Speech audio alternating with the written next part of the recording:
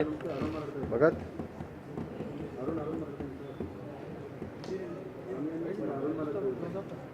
ಕಳೆದ ವಾರ ನಾವು ನಮ್ಮ ಇಲಾಖೆಗೆ ಸಂಬಂಧಪಟ್ಟ ಹಾಗೆ ಕೆಲವು ಮಾಹಿತಿ ಹಾಗೂ ಆರ್ಥಿಕ ಶಿಸ್ತಿನ ಕೆಲವು ವಿಚಾರಗಳನ್ನು ಹೇಳಿ ಅದಕ್ಕೆ ಏನು ಕ್ರಮ ವಹಿಸ್ತಾ ಇದ್ದೀವಿ, ಆ ಅಶಿಸ್ತಿಗೆ ಏನು ಬದಲಾವಣೆ ರೆಮಿಡಿಯಲ್ ಮೇಜರ್ಸ್ ತಗೊಳ್ತಾ ಇದ್ದೀವಿ ಅನ್ನೋದ್ರ ಬಗ್ಗೆ ಸೂಕ್ಷ್ಮವಾಗಿ ಪ್ರಸ್ತಾಪ ಮಾಡಿದ್ದೆ. ಹಾಗೂ ನಮ್ಮ ಇಲಾಖೆಗೆ ಬಂದಂಥ ಸುಮಾರು 134 ಕೋಟಿ ರೂಪಾಯಿಯನ್ನು ಮೇನ್ ಸ್ಟ್ರೀಮ್ನಿಂದ ಮುಖ್ಯ ಲೆಕ್ಕದಿಂದ ಬ್ಯಾಂಕ್ಗಳಲ್ಲಿ ಠೇವಣಿಯಾಗಿಟ್ಟಿರ್ತಕ್ಕಂಥದ್ರ ಬಗ್ಗೆ ಪ್ರಸ್ತಾಪ ಮಾಡಿದ್ದೆ.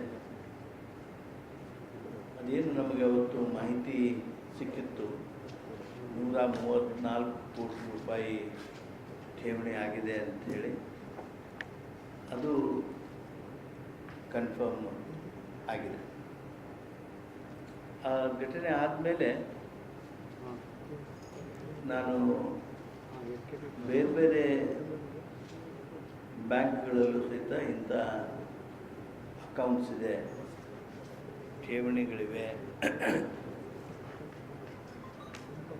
ಆ ಅಕೌಂಟ್ಸು ಎಲ್ಲೆಲ್ಲಿವೆ, ಎಷ್ಟಿವೆ, ಎಷ್ಟು ವರ್ಷದಿಂದ ಇವೆ, ಇದನ್ನೆಲ್ಲ ಪತ್ತೆ ಮಾಡೋದಕ್ಕೆ, ವಿವರ ಪಡೆದುಕೊಳ್ಳೋದಕ್ಕೆ ಮಾನ್ಯ ಕುಂತಿ ಶ್ರೀಧರ್ ಕಾರ್ಯನಿರ್ವಾಹಕ ನಿರ್ದೇಶಕರು, ಮಹಾತ್ಮ ಗಾಂಧಿ ಗ್ರಾಮೀಣ ಇಂಧನ ಮತ್ತು ಅಭಿವೃದ್ಧಿ ಸಂಸ್ಥೆ ಬ್ಯಾಂಗ್ಳೂರು, ಇವರ ಅಧ್ಯಕ್ಷತೆಯೊಳಗೆ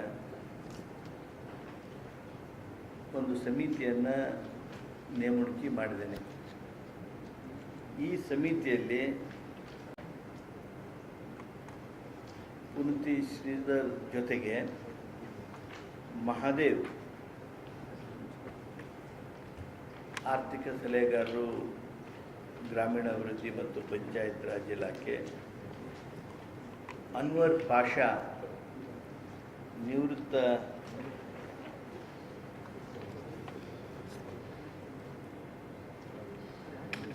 IAS ಅಧಿಕಾರಿ,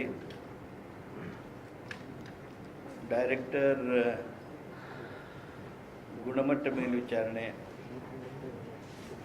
ಹಾಗೂ ಖಾನ್ ಪರ್ವೇಜ್ ಪ್ರೊಫೆಸರ್ ಫೈನಾನ್ಸ್, ಅಬ್ದುಲ್ ನಜೀರ್ ಸಾಬ್ ರಾಜ್ಯ ಗ್ರಾಮೀಣಾಭಿವೃದ್ಧಿ ಸಂಸ್ಥೆ, ಇವರನ್ನು ಒಳಗೊಂಡಂಥ ಸಮಿತಿಯನ್ನು ರಾಜ್ಯ ಸರ್ಕಾರ ನೇಮಿಸಿದೆ. Ponnathi Sridhar is a most senior IAS officer, now working as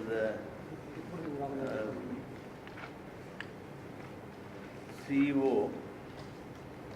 Mahatma Gandhi ಗ್ರಾಮೀಣ ಇಂಧನ ಮತ್ತು ಅಭಿವೃದ್ಧಿ ಸಂಸ್ಥೆ. ಇವರಿಗೆ ಬೇರೆ ಬೇರೆ ಬ್ಯಾಂಕ್ಗಳಲ್ಲಿರ್ತಕ್ಕಂಥ ಠೇವಣಿ ಹಣ ಎಷ್ಟು ಹಾಗೂ ಎಷ್ಟು ದಿವಸದಿಂದ ಇದೆ, ಉಪಯೋಗ ಬಾರದೆ ಅಲ್ಲಿ ಉಳಿದಿರುವಂಥ ಹಣ ಎಷ್ಟು, ಈ ಮಾಹಿತಿಯನ್ನು ಸಂಗ್ರಹಿಸಿ ಒಂದು ತಿಂಗಳಲ್ಲಿ ವರದಿ ಕೊಡಬೇಕು. ಹಾಗೂ ಮಾಹಿತಿಗಳ ವಿವರಗಳನ್ನು ನೀಡಿ ನಮ್ಮ ರೆಮಿಡಿಯಲ್ ಮೇಜರ್ ಸಲುವಾಗಿ ಅನುಕೂಲಿಸೋದಕ್ಕಾಗಿ ಸೂಚನೆ ನೀಡಿ ಸರ್ಕಾರ ಆದೇಶವನ್ನು ಹೊರಡಿಸಿದ್ದೇವೆ.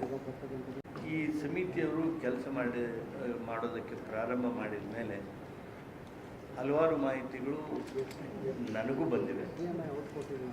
ನನಗೆ ಬಂದಿರತಕ್ಕಂಥ ಮಾಹಿತಿಗಳನ್ನು ಆ ಸಮಿತಿಯವ್ರಿಗೂ ಕಳಿಸಿಕೊಟ್ಟಿದ್ದೇನೆ. ಅದರಲ್ಲಿ ಭಾಳಷ್ಟು ಆಘಾತಕರವಾದದ್ದು ಅಂತಂದರೆ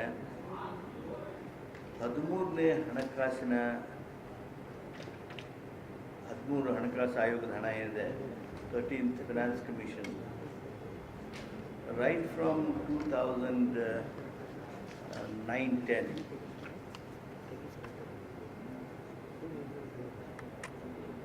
ಸುಮಾರು 225 ಕೋಟಿ ರೂಪಾಯಿ,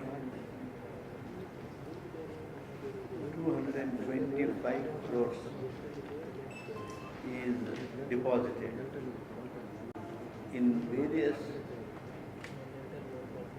12 banks. ಆ 12 ಬ್ಯಾಂಕ್ಗಳ ಖಾತೆಗಳನ್ನು ವೆರಿಫೈ ಮಾಡಿದ್ದಾರೆ. ಇನ್ನು 1 ಬ್ಯಾಂಕು 2 ಬ್ಯಾಂಕು ಮಾಹಿತಿಯನ್ನು ಕಳಿಸ್ಬೇಕಾಗಿದೆ. ಬಟ್ ಅವರಿಗೆ ದೊರೆತ ಮಾಹಿತಿನೂ ಸಹಿತ ನನಗೇನು ದೂರು ಬಂದಿತ್ತು, ಆ ದೂರಿನಂತೆ 225 ಕೋಟಿ ಸಮೀಪ ಆ ಹಣ ಇದೆ ಅನ್ನುವಂಥದ್ದನ್ನು ಅವರು ಕನ್ಫರ್ಮ್ ಮಾಡಿದ್ದಾರೆ. ಈ 225 ಕೋಟಿ ರೂಪಾಯಿಯ ಜೊತೆಗೆ ಕಾರ್ಪೊರೇಷನ್ ಬ್ಯಾಂಕ್ನೊಳಗೆ ಸಪೋರ್ಟ್ ಆ್ಯಕ್ಟಿವಿಟಿ ಬಂದಿರತಕ್ಕಂಥ, ಕುಡಿಯುವ ನೀರಿನ ಸಪೋರ್ಟ್ ಆ್ಯಕ್ಟಿವಿಟಿಗೆ ಬಂದಿರತಕ್ಕಂಥ 11 ಕೋಟಿ ರೂಪಾಯಿಯನ್ನು ಪ್ರತ್ಯೇಕವಾಗಿ ಇರಿಸಿದ್ದಾರೆ. ಕೆಲವು ಸಂಸ್ಥೆಗಳಲ್ಲಿ ನನಗೆ ಈಗಿರುವ ಮಾಹಿತಿ ಹಾಗೆ ಕಳೆದ ವರ್ಷದವರೆಗೆ, ಅಂದರೆ before may be February 2015, 35 crores is pending in different institutions. ಯಾವ ಇನ್ಸ್ಟಿಟ್ಯೂಷನ್ ವೇಸ್ಟ್ ಎಷ್ಟು ಅನ್ನೋದನ್ನು ಮಾಹಿತಿಯನ್ನು ಅವರು ಕಲೆ ಹಾಕ್ತಾ ಇದ್ದಾರೆ. ಕೆಲವು ಕಡತಗಳನ್ನು ಗಮನಿಸಿದಾಗ ಜಿಲ್ಲಾ ಪಂಚಾಯಿತಿಗಳಿಗೂ ಹಣ ಕಳಿಸಿ ಅಲ್ಲಿ ಡಿಪಾಸಿಟ್ ಆಗಿರ್ತಕ್ಕಂಥದ್ದು ಗಮನಕ್ಕೆ ಬಂದಿದೆ. ಈ ಮೊತ್ತ 100 ಕೋಟಿಗಿಂತ ಜಾಸ್ತಿ ಇದೆ.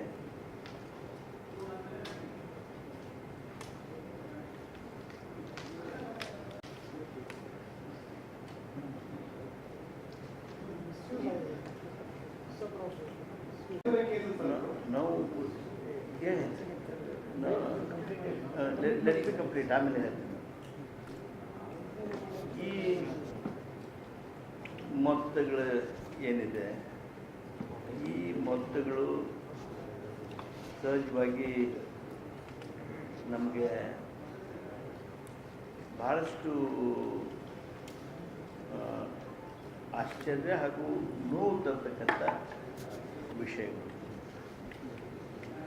ಒಂದು ಕಡೆ ಕ್ಯಾಶ್ ಬುಕ್ ಇಲ್ಲ, ಒಂದು ಕಡೆ ಲೆಕ್ಕದ ನಿರ್ವಹಣೆ ಆಗಿಲ್ಲ, ಮತ್ತೊಂದು ಕಡೆ ಹಣಕಾಸು ಯಾವುದಕ್ಕೆ ಬಂದಿದೆಯೋ, ಅನುದಾನ ಯಾವುದಕ್ಕೆ ಬಂದಿದೆಯೋ ಅದನ್ನು ಬಳಕೆ ಮಾಡಿಕೊಳ್ಳೋದಾಗಲಿ ಅಥವಾ ಮುಂದುವರ್ಸ್ಕೊಂಡು ಹೋಗೋದಾಗಲಿ, ಅದನ್ನು ಬಿಟ್ಟು ಎಲ್ಲೋ ಒಂದು ಕಡೆ ಅದನ್ನ ಪಾರ್ಕ್ ಮಾಡಿಬಿಟ್ರು.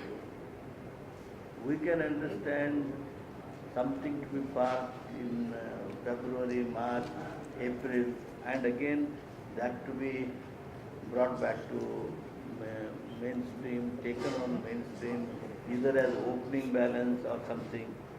But ಅದು ಯಾವುದೂ ಇಲ್ಲದೆ ಸರ್ಕಾರದಲ್ಲಿರುವ ಹಿರಿಯ ಅಧಿಕಾರಿಗಳಿಗೂ ಸಹಿತ ಗೊತ್ತಿಲ್ಲದೆ ಇರ್ತಕ್ಕಂಥ ಈ ಹಲವಾರು ಅಕೌಂಟ್ಗಳು, ಅದು 500ಕ್ಕಿಂತ 525 ಸಮೀಪ ಬರ್ತದೆ. ಈ 525 ಕೋಟಿ ರೂಪಾಯಿಯ ಈ ಠೇವಣಿ ಅಥವಾ ಈ ಬ್ಯಾಂಕ್ನಲ್ಲಿ ಇರ್ತಿರ್ತಕ್ಕಂಥದ್ದೇನಿದೆ ಇದು ಸಹಜವಾಗಿ ಇಲಾಖೆಯಲ್ಲಿ ಈ ಅಸಿಸ್ತನ್ನು ತಕ್ಷಣ ಇಲ್ಲದಾಗಿ ಮಾಡೋದಕ್ಕೆ ನಾವು ಕ್ರಮ ತೆಗೆದುಕೊಳ್ಬೇಕಾದದ್ದು ನಮ್ಮ ಕರ್ತವ್ಯ. ಯಾಕಂದರೆ ಆ ವ್ಯಕ್ತಿಗಳಿಗೆ, ಆ ಅಧಿಕಾರಿಗಳಿಗೆ ಆ ಕ್ರಮ ತೆಗೆದುಕೊಳ್ಳುವಂಥ ಪ್ರಕ್ರಿಯೆ ಒಂದು ಕಡೆ ಪ್ರಾರಂಭವಾಗಿದ್ದರೆ, ಇನ್ನೊಂದು ಕಡೆ ಸಮಗ್ರವಾಗಿ ನಮ್ಮ ಇಲಾಖೆಯ ಹಣ ಯಾವುದು ಲೆಕ್ಕದಲ್ಲಿ ಇರಬೇಕಾಗಿತ್ತು, ಯಾವುದು ಲೆಕ್ಕದಲ್ಲಿ ಇಲ್ಲದೇ ಇರಿಸಿದ್ದಾರೋ ಅಂಥ ಹಣದ ನಮಗೆ ಬಂದಿರ್ತಕ್ಕಂಥ ದೂರನ್ನ ಹಾಗೂ ಈಗ ಪ್ರಿಲಿಮಿನರಿ ಪ್ರಾಮಫೇಸಿ ಅಂತೇವಲ್ಲ, ಆ ಪ್ರಾಮಫೇಸಿ ಒಳಗೆ ಇಷ್ಟು ದೊಡ್ಡ ಮೊತ್ತ ಕಾಣ್ತದೆ. ಅದಕ್ಕೆ ಸಂಪೂರ್ಣವಾಗಿ ಅದನ್ನು ತಿಳಿದು ಅಧ್ಯಯನ ಮಾಡಿ, ತಪಾಸಣೆ ಮಾಡಿ, ಪರಿಶೀಲಿಸಿ ಅದನ್ನೆಲ್ಲ ಕಂಪೈಲ್ ಮಾಡಿ ಕೊಡೋದಕ್ಕೆ ಈ ಪೊನ್ನತಿ ಶ್ರೀಧರ್ ಅವರ ನೇತೃತ್ವದ ಕಮಿಟಿ ಕೆಲಸ ಮಾಡ್ತಾಯಿದೆ. ಇದು ಒಂದು ಭಾಗವಾಗಿ ಈ ಒಂದು ಪ್ರಮಾದಗಳು ನಡೆದಂಥ ಈ ಸಂದರ್ಭದೊಳಗೆ ಎಲ್ಲೋ ಒಂದು ಕಡೆ ನಾವು ದೊಡ್ಡ ಹೆಜ್ಜೆಗಳನ್ನು ಇಡಬೇಕಾಗತ್ತೆ, ಶಸ್ತ್ರಗಳನ್ನು ಬಳಸಬೇಕಾಗ್ತದೆ, ಶಿಸ್ತನ್ನು ತರಬೇಕಾಗ್ತದೆ. ಆದ್ದರಿಂದ ನಮ್ಮ particularly with reference to this drinking water department, ಈ ಆರ್ಥಿಕ ಅಶಿಸ್ತೇನದ ಇದನ್ನು ಶೂನ್ಯ ಮಾಡೋದಕ್ಕೆ, ಆರ್ಥಿಕ ಅಶಿಸ್ತನ ಶೂನ್ಯೀಕರಣಕ್ಕಾಗಿ ನಾವು ದೊಡ್ಡ ಕಾರ್ಯಕ್ರಮವನ್ನು ರೂಪಿಸಿ ಮಾಡಿದ್ದೇವೆ. ಒಂದು ರೀತಿ ಆರ್ಥಿಕ ಅಶಿಸ್ತು ಶೂನ್ಯೀಕರಣ ಯಜ್ಞವನ್ನು ನಮ್ಮ ಇಲಾಖೆಯೊಳಗೆ ಮಾಡೋದಕ್ಕೆ ನಾವು ಈಗ ಕೈ ಹಾಕಿದ್ದೇವೆ. 13 ಅಂಶದ ಕಾರ್ಯಕ್ರಮವನ್ನು ನಾವು ಇಲ್ಲಿ ರೂಪಿಸ್ಕೊಂಡಿದ್ದೇವೆ. ಅದರಲ್ಲಿ ಕೆಲವು ಬೇಸಿಕ್ಸ್ ಅದಾವೆ, but it is inevitable for me to convey to people how badly this all was done. ಕಡ್ಡಾಯವಾಗಿ ಹಾಗೂ ನಿಯಮಾನುಸಾರ ನಗದು ಪುಸ್ತಕ ಅಂದರೆ ಕ್ಯಾಶ್ ಬುಕ್ ನಿರ್ವಹಣೆ ಮಾಡುವಂಥದ್ದು. Though it is most basic thing, it was not there, and we are going to have this for the department, for that RDPR department. ಆಮೇಲೆ ನಮ್ಮ ಇಲಾಖೆಯೊಳಗೆ ಒಂದು ಅನುದಾನ ಬರುತ್ತೆ, ಒಂದು ಸ್ಕೀಮಿಂದು, ಒಂದು ಯೋಜನೆದ್ದು. ಒಂದು 10 ಕೋಟಿ ರೂಪಾಯಿ ಇಲ್ಲಿಡ್ತೇವೆ, 10 ಕೋಟಿ ರೂಪಾಯಿ ಇನ್ನೊಂದು ಊರಾಗ ಇಡ್ತೇವೆ, 10 ಕೋಟಿ ರೂಪಾಯಿ ಕಾರ್ಪೊರೇಷನ್ ಬ್ಯಾಂಕ್ನಾಗ ಇಡ್ತೇವೆ, 10 ಕೋಟಿ ರೂಪಾಯಿ ಸಿಂಡಿಕೇಟ್ ಬ್ಯಾಂಕ್ನಾಗ ಇಡ್ತೇವೆ, 5 ಕೋಟಿ ರೂಪಾಯಿ ಮತ್ತೊಂದು ಸಂಸ್ಥೆ ಒಳಗೆ ಇಡ್ತೇವೆ. ಹೀಗೆ there is no proper even monitoring of this money. ಆದ್ದರಿಂದ one scheme, one bank, one account, scheme, one bank, one account ಸಿಸ್ಟಮನ್ನು ನಾವು ಇನ್ನು ಮುಂದೆ ಅನುಸರಿಸ್ತೇವೆ. ಒಂದು ವೇಳೆ ಕೇಂದ್ರ ಸರ್ಕಾರದ ಗೈಡ್ಲೈನ್ ಒಳಗೆ ಕೆಲವು ಸಂದರ್ಭದಲ್ಲಿ ಒಂದು ಸ್ಕೀಮ್ನಲ್ಲಿ ಅವರು 2 ಸಬ್ ಬಿಲ್ಡಿಂಗ್ ಮಾಡಿರ್ತಾರೆ, ಅವನ್ನ ಪ್ರತ್ಯೇಕ ಅಕೌಂಟ್ ಮಾಡಿರಿ ಅಂಥೇಳಿ ಸೂಚನೆ ಕೊಟ್ಟಿರ್ತಾರೆ. ಅಂಥದ್ರಲ್ಲಿ ನಾವು ಈಗ ಫಾರ್ ಎಕ್ಸಾಂಪಲ್ NREG ಒಳಗೆ ಲೇಬರ್ ಕಾಂಪೋನೆಂಟ್, ಮಟೀರಿಯಲ್ ಕಾಂಪೋನೆಂಟ್ ಅಲ್ಲಿ ನಾವು ಪ್ರತ್ಯೇಕ ಅಕೌಂಟ್ಗಳನ್ನು ಮಾಡ್ಬೋದು. ಆದರೆ ಉಳಿದೆಲ್ಲವುಗಳನ್ನು one scheme, one bank, one account ಮಾಡ್ತಕ್ಕಂಥದ್ದನ್ನು ನಾವು ನಿರ್ಣಯಿಸಿದ್ದೇವೆ. ಈವರೆಗೆ ನಮ್ಮ ಹಲವಾರು ಬ್ಯಾಂಕ್ಗಳಲ್ಲಿ ಒಬ್ಬ ವ್ಯಕ್ತಿನೇ ಹಣ ಡ್ರಾ ಮಾಡಿಬಿಡ್ಬೋದು, ಅಥವಾ ಒಬ್ಬ ವ್ಯಕ್ತಿನೇ ಆ ಟ್ರಾನ್ಸ್ಫರ್ಗೆ ನಿರ್ಣಯ ತೆಗೆದುಕೊಳ್ಬೋದು, ಅವನು ಬ್ಯಾಂಕಿಗೆ ಸೂಚನೆ ಕೊಡ್ಬೋದು. ಈ ರೀತಿ ಅಥವಾ ಆದೇಶ ಮಾಡುವಾಗ ಆದೇಶ ಕೆಳಮಟ್ಟದ ಅಧಿಕಾರಿ ತಾನೇ ಮಾಡಿಬಿಡ್ಬೋದು. ಈ ರೀತಿಯೆಲ್ಲ wrong practices, bad practices which will make any danger to the department and the public funds ಆಗ್ಬೋದಾದದನ್ನು ತಪ್ಪಿಸಬೇಕು ಅನ್ನೋಂಥ ದೃಷ್ಟಿಯಿಂದ ಇಲಾಖೆ ಯೋಜನಾ ಕಾರ್ಯಕ್ರಮಗಳ ಹಣ ಸೆಳೆಯೋದು ಅಥವಾ ತೆಗೆಯೋದು ಮತ್ತು ಬಟವಾಡೆ ಮಾಡುವ ಸಂದರ್ಭಗಳಲ್ಲಿ ಕಡ್ಡಾಯವಾಗಿ ಇಲಾಖಾ ಮುಖ್ಯಸ್ಥರು ಹಾಗೂ ಹಣಕಾಸು ಅಧಿಕಾರಿ ಅವರ ಜಂಟಿ ರುಜು ಪಡೆಯತಕ್ಕದ್ದು. ಇಲಾಖೆಯ ಎಲ್ಲ ಹಂತದ ಅಂದರೆ ಸರ್ಕಾರ, ನಿರ್ದೇಶನಾಲಯ, ಜಿಲ್ಲಾ ಪಂಚಾಯಿತಿ, ತಾಲೂಕು ಪಂಚಾಯಿತಿ, ಗ್ರಾಮ ಪಂಚಾಯಿತಿ ಹಾಗೂ ಅಂಗಸಂಸ್ಥೆಗಳ ಲೆಕ್ಕಪತ್ರ ನಿರ್ವಹಣೆ ಈಗ ಸಿಂಗಲ್ ಎಂಟ್ರಿ ಸಿಸ್ಟಮ್ ಇದೆ. ಅದು ಡಬಲ್ ಎಂಟ್ರಿ ಸಿಸ್ಟಮ್ ಆಗಬೇಕು, ಡಬಲ್ ಎಂಟ್ರಿ ಪದ್ಧತಿಯಲ್ಲೇನೇ ಆಗಬೇಕು ಅಂತೇಳಿ ನಾವು ಶಿಫಾರಸು ಮಾಡ್ತಾ ಇದ್ದೀವಿ. ನೆಕ್ಸ್ಟು ಪ್ರಸಂಗಗಳಲ್ಲಿ ಈ ಸಿಂಗಲ್ ಎಂಟ್ರಿ ಸಿಸ್ಟಮು ಈ ರೀತಿಯಾಗಿರ್ತಕ್ಕಂಥ ಹಲವಾರು ಅವ್ಯವಹಾರಗಳಿಗೆ, ತಪ್ಪುಗಳಿಗೆ ಕಾರಣ ಆಗ್ತಾ ಇವೆ. ಆದ್ದರಿಂದ ಡಬಲ್ ಎಂಟ್ರಿ ಸಿಸ್ಟಮನ್ನು ನಾವು ಶಿಫಾರಸು ಮಾಡ್ತೀವಿ. We will not only recommend our finance department, but we will also recommend to government of India, because government of India is also insisting on single entry system.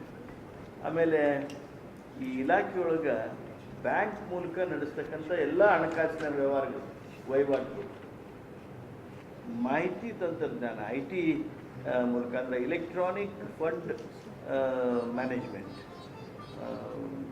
ಕೊಡ್ತಕ್ಕಂಥ ಸಂದರ್ಭದಲ್ಲಿ ಎಲೆಕ್ಟ್ರಾನಿಕ್ ಫಂಡ್ ಟ್ರಾನ್ಸ್ಫರ್, ಈ electronic fund ಮ್ಯಾನೇಜ್ಮೆಂಟನ್ನು ಮಾಡ್ತಕ್ಕಂಥದ್ದನ್ನು ನಾವು ಮಾಡ್ತಾಯಿದ್ದೀವಿ.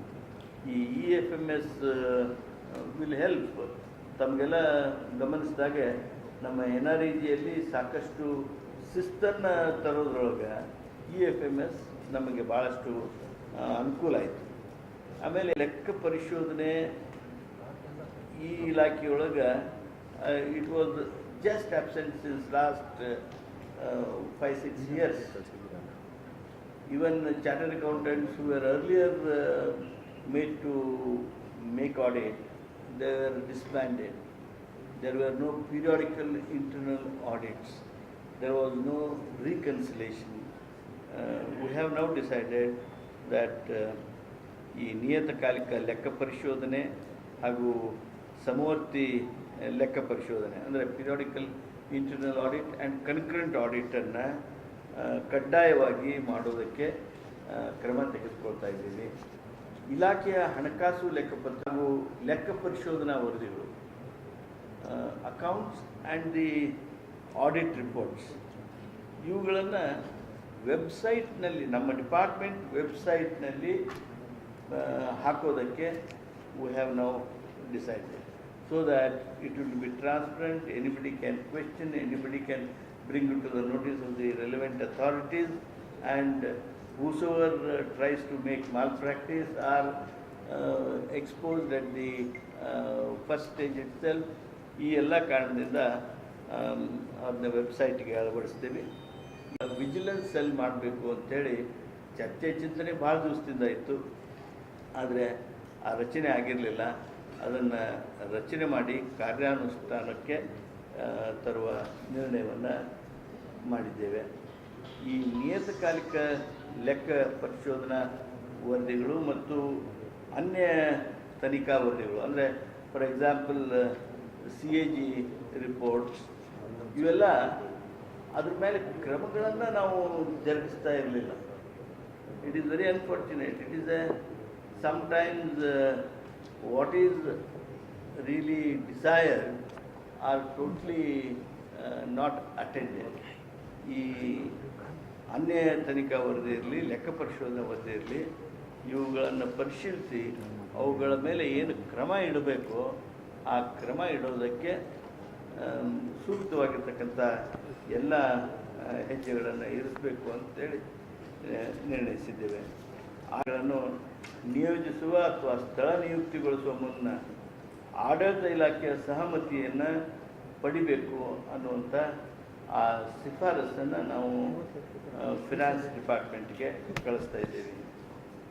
Another very major thing what we are now planning to do ಈ enterprise resource planning ಮಾದರಿಯನ್ನು ಅಳವಡಿಸಿ ಅದರ ಮೂಲಕ ಏನು ಮಹತ್ವದ ಬದಲಾವಣೆ ಹಾಗೂ ಪಾರದರ್ಶಕತೆ ಹಾಗೂ ತಕ್ಷಣದಲ್ಲಿ ಆಡಳಿತಗಾರನಿಗೆ ತಿಳಿಸುವಂಥ ಒಂದು ಅನುಕೂಲತೆಯನ್ನು ಮಾಡಬೇಕು. ಅದಕ್ಕೆ ಆ ERPಯನ್ನು ಅಳವಡಿಸೋದಕ್ಕೆ ಕ್ರಮವನ್ನು ಇನಿಷಿಯೇಟ್ ಮಾಡ್ತಾ ಇದ್ದೀವಿ. ತಿಂಗಳ ಆರ್ಥಿಕ ಪ್ರಗತಿಯನ್ನು ಇಲಾಖಾ ವೆಬ್ಸೈಟ್ಗೆ ಅಳವಡಿಸುವಂಥ ಕ್ರಮವನ್ನು ತೆಗೆದುಕೊಳ್ತೀವಿ. ಇಲ್ಲಿವರೆಗೆ ನಮ್ಮ ಡಿಪಾರ್ಟ್ಮೆಂಟ್ಗಳಲ್ಲಿ ರೀಕನ್ಸಿಲೇಷನ್ಸ್ ಇರಲಿಲ್ಲ. If there is no reconciliation, sometime after a few years things will all get disturbed.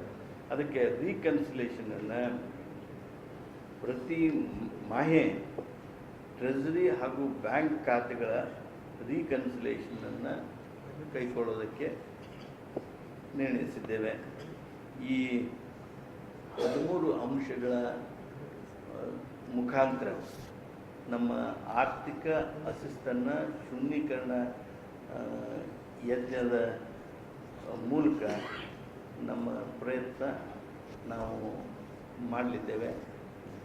ಇದಕ್ಕೆ ಯಾರ್ಯಾರು ಸಂಬಂಧ ಬರ್ತಾರೆ ಅವರು ಗಂಭೀರವಾಗಿ ಈ ಕೆಲಸ ಕೈಗೊಳ್ತಾರೆ ಅನ್ನೋದೇ ನಮ್ಮ ನಂಬಿಕೆ. ಯಾರ್ಯಾರಿಗೆ ನಮ್ಮ ಇಲಾಖೆ ಮಾಹಿತಿಗಳಿದ್ರೂ ಸಹಿತ ಆ ಮಾಹಿತಿಗಳನ್ನು ಕಳಿಸ್ಕೊಡೋದಕ್ಕೆ ನಾನು ಈ ಸಂದರ್ಭದಲ್ಲಿ ಕೋರ್ತೇನೆ. It is like this.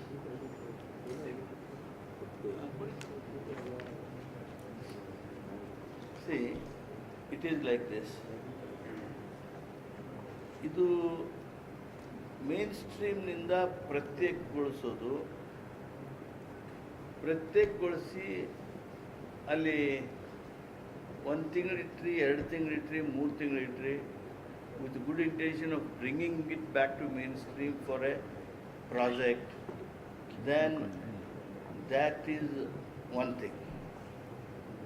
If you keep that 1 crore or 100 crore for years together, even in some cases using even any type of interest getting accrued, that is the act which will make loss to the government. And supposing if you draw money from that, that becomes an offence. If you draw money without the permission of XYZ, that is an offence. And even if you open an account without the permission of the authorized person, that is an offence. ಅದಕ್ಕೆ ಇದು ಅಪರಾಧ, crime, ಇದು ಎಷ್ಟರ ಮಟ್ಟಿಗೆ ಅಪರಾಧ, ಇದರಿಂದ ಹಾನಿ ಏನಾಯಿತು, ಇದು this will be known after once this Punathi Sridhar gives his report. It cannot be said just like that. ರಾಮಕೃಷ್ಣಂದು ಇರ್ಬೋದು, ಮತ್ತು ಯಾರ್ದಾರ ಗೊತ್ತಿಲ್ಲ ಇನ್ನು. ಯಾಕೆಂದರೆ ಈ 525 ಕೋಟಿ ರೂಪಾಯಿ ಈ ಅಂಕಿ ನಮ್ಗೆ ತಿಳಿಬೇಕಾದ್ರೆ all information is that not given to us. And in Ramakrishna department, the report, one of the preliminary report said that he did not cooperate. ಅದರಿಂದ ಮಾಹಿತಿಗಳ ಕೊರತೆ ಇದೆ. ನಾನು ಇಂಥದ್ದೇ ಅಂಥೇಳಿ ಖಚಿತ ಅಭಿಪ್ರಾಯ ಹೇಳೋದಕ್ಕೆ ಆಗೋದಿಲ್ಲ. ಪುನತಿ ಶ್ರೀಧರ್ ರಿಪೋರ್ಟ್ ಕೊಟ್ಟ ಮೇಲೆ ಈ ಅನುಮಾನಗಳಿಗೆ, ಈ ಪ್ರಶ್ನೆಗಳಿಗೆ ನಾನು ಉತ್ತರ ಹೇಳ್ಬೋದು. ಅದರಲ್ಲಿ ಇದೆ, ಅದು ಸೇರಿಸಿ 550.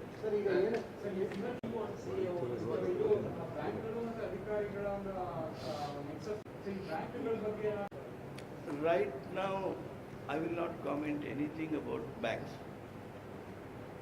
We are only now looking to our money, our accounts. ಅದಾದಮೇಲೆ ಏನು ಯಾವ ಕಾರಣಕ್ಕೆ ಹಿಂಗಾಗಿದೆ, ಏನು ಅವರು ಕೊಟ್ಟರು ಇಲ್ಲೋ, ಯಾಕೆ ಒಂದು ವೇಳೆ ಬಡ್ಡಿ ಕೊಡಲಿಲ್ಲ ಅಂತ ತಿಳ್ಕೊಟ್ರಿ ನಮಗೆ ನಾಳೆ, ಇಲ್ಲ ಇಲ್ಲಿ ಇದು ಕರೆಂಟ್ ಅಕೌಂಟ್ನೇ ಆಗೈತೆ. There are so many regulations in the bank. If the money beyond 25 lakhs, beyond 50 lakhs, if it is there in current account, it is to be shifted to ESP. Some regulations must be there. ಅವುಗಳನ್ನು violation ಆಗಿದ್ರೆ ಅಥವಾ I have also given to understand that there is some agreements we don't know whether they are really enforced, implemented or otherwise. Adike in absence of so many information and the correct things available, anything I'm to tell will be erring on my part. That's why I don't want to say anything on that count. CAO ಮತ್ತು CEO ಜಿಲ್ಲೆಗಳಾಗಿದೆ. ಇಲ್ಲ ಹಂಗಲ್ಲ. Don't jump to that. Now I have said this is the money which is not in the mainstream is kept there. Keeping like that is also wrong. Who has kept it, whether it has come to the notice of CEO, CAO, XYZ, that is a matter which will be available only after the inquiry.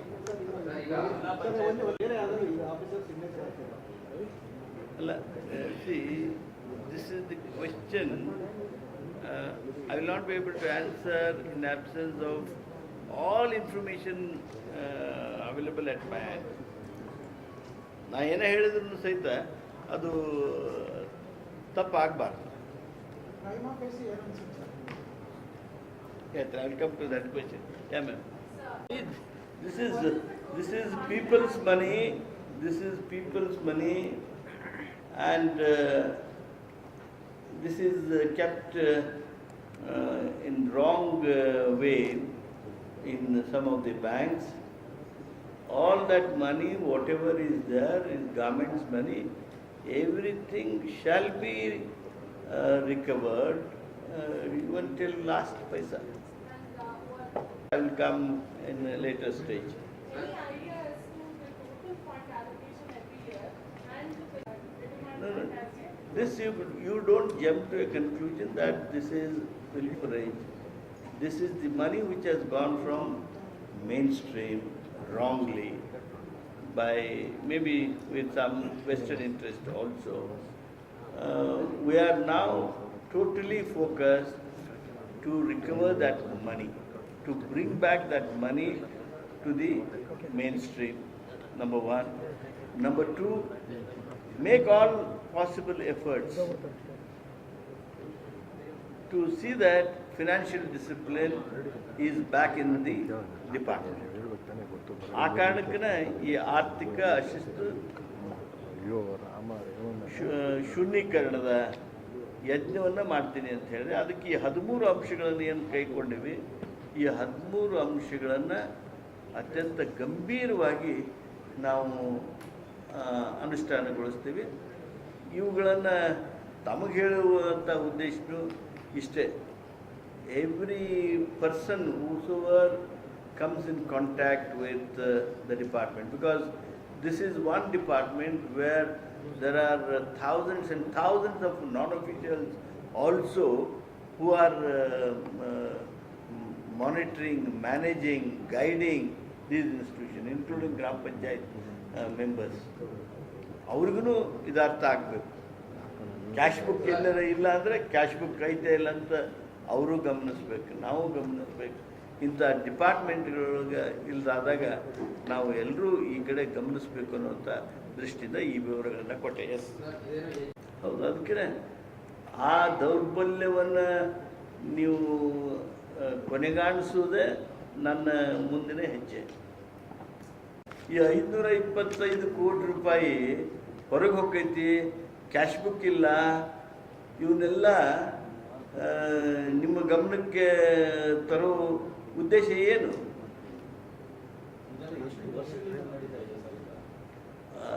5 ವರ್ಷ ಮೇಲಾಗಿದೆ. Those are all flouted. Earlier, ಒಂದು ಬ್ಯಾಂಕನ್ನ ನೀವು change ಮಾಡಬೇಕಾದ್ರೆ ಅದಕ್ಕೆ ಭಾಳಷ್ಟು procedures ನೀವು follow ಮಾಡ್ತಾ ಇದ್ದೀರಿ. ನೀವು ನಮ್ಮದಕ್ಕೇಂದ್ರ ಅನುಮಾನ ಪಡಿ, ಆದರೆ ಗುಂಡೂರಾಯರ ಕಡತ ಯಜ್ಞ ರಾಷ್ಟ್ರದೊಳಗೆ ಬಹುದೊಡ್ಡ ಯಶಸ್ವಿ ಪ್ರಯೋಗ ಆಗಿತ್ತು. ಐ ಓನ್ಲಿ ವಿಶ್ ಆ ಗುಂಡೂರಾಯರ ಕಡತ ಯಜ್ಞ ಅಂತಲ್ಲ ಅಷ್ಟು ಯಶಸ್ವಿಗಳು ಸಹಿತ ನಾನು ನಿಮ್ಗೆ ಭಾಳ ಧೈರ್ಯವಾಗಿ ಇಷ್ಟು ಮಾಡಿದ್ದೀನಿ ಅಂತ ಹೇಳ್ಬೋದು. ಅದಕ್ಕೆ ಇದ್ರ ಬಗ್ಗೆ ಅನುಮಾನ ಪಡ್ಬೋದು ನೀವು, ಆದರೆ ಗುಂಡೂರಾಯರ ಕಡತ ಯಜ್ಞದ ಬಗ್ಗೆ ಲಘುವಾಗಿ ಏನು ಯಾರು ಹೇಳ್ಕೊಡ್ಬೋದು.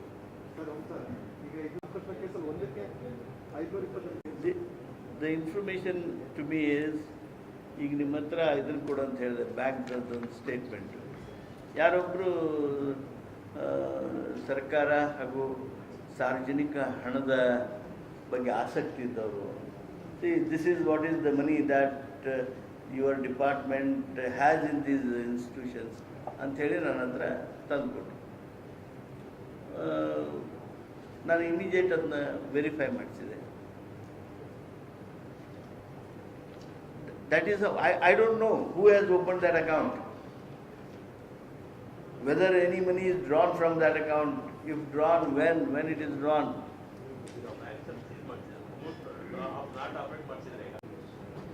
I have already directed my principal secretary, ನಮ್ಮ ಏನು ಮೇನ್ ಅಕೌಂಟ್ ಇರ್ತದಲ್ಲ, ರೆಗ್ಯುಲರ್ ಅಕೌಂಟ್, ಅದನ್ನು ಬಿಟ್ಟು ಉಳಿದೆಲ್ಲ ಬ್ಯಾಂಕ್ಗಳಲ್ಲಿ ನಮ್ಮ ಇಲಾಖೆಯ ಹಣ ಏನಿದೆ ಅದನ್ನು ತೆಗೆಯೋದಕ್ಕೆ ಟ್ರಾನ್ಸಾಕ್ಷನ್ಗೆ ನಿಲುಗಡೆ ಮಾಡಿ. Transaction to happen. ಆಯ್ತು, shall we move to next subject. ತಮ್ಮ ಮಾಹಿತಿ ಸರಿ ಇಲ್ಲ. ರಾಜ್ಯಪಾಲರು ಕೆಲವು ಮಾಹಿತಿಗಳನ್ನು ನಮ್ಮನ್ನು ಕೇಳಿದರು. ನಾನು ರಾಜ್ಯಪಾಲರನ್ನು ಭೇಟಿಯಾಗಿದ್ದೆ. ಆವಾಗ ಆ ಮಾಹಿತಿಗಳನ್ನ ಏನು ಬೇಕು ಅವನು ಕೇಳ್ತೀವಿ ಅಂತ ಹೇಳಿದರು. ಆ ಮಾಹಿತಿಗಳನ್ನು ಈಗಾಗಲೇ ಕಳಿಸಿಕೊಟ್ಟಿದ್ದೇವೆ. ನಮ್ಮ ಚುನಾವಣೆಯ ಅವಸರದ ಬಗ್ಗೆಯೂ ಸಹಿತ ಅವರಿಗೆ ಪತ್ರಮುಖೆಯನ್ನು ಸಹಿತ ಕೋರಿದ್ದೇವೆ. We are waiting for assent of his excellency. That is between the government and Raj Bhavan.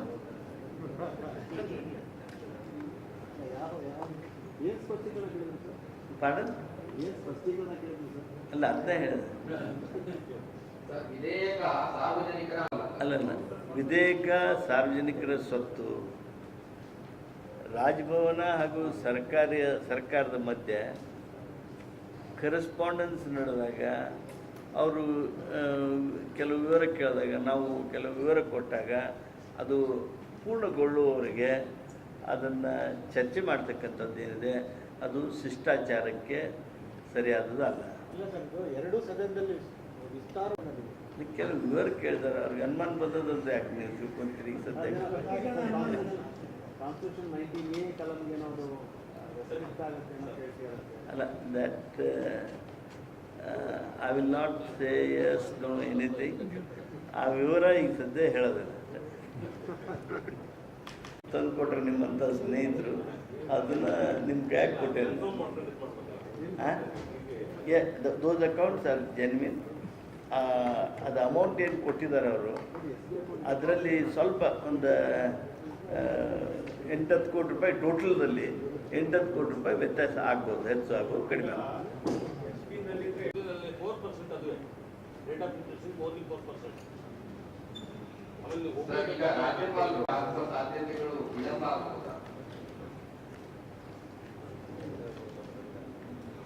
ಸರ್ಕಾರ ಈಗಾಗಲೇ ಸ್ಪಷ್ಟ ಮಾಡಿದೆ, ಚುನಾವಣೆಯನ್ನು ನಿಗದಿತ ಸಮಯಕ್ಕೆ ನಡೆಸೋದಕ್ಕೆ ಚುನಾವಣಾ ಆಯೋಗಕ್ಕೆ ನಾವು ಈಗಾಗಲೇ ಕೋರಿದ್ದೇವೆ.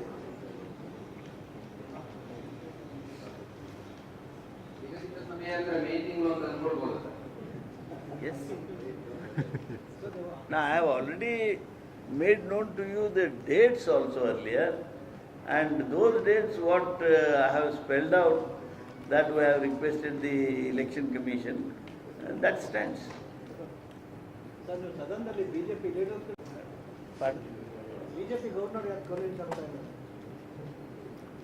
ಅಲ್ಲ, ಕನ್ವಿನ್ಸ್ ಆಗ್ತಾ ಇಲ್ಲ ಅಂತ ಆಗ್ತಿದೆ ನಾನು. I am waiting for his asset. Thank you, sir. Not known now.